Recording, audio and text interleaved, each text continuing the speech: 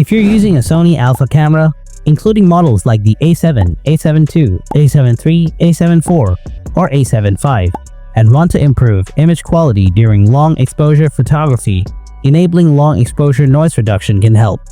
This feature minimizes noise in photos captured with longer shutter speeds, ensuring better clarity and detail. Follow these steps to turn on long exposure noise reduction on your Sony Alpha camera. Step 1. Access the camera menu. Turn on your Sony Alpha camera.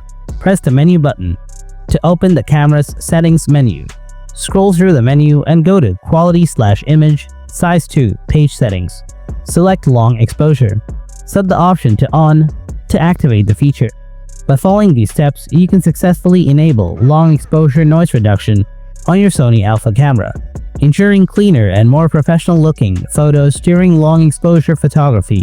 Let me know if you found this guide helpful or if you have any additional questions.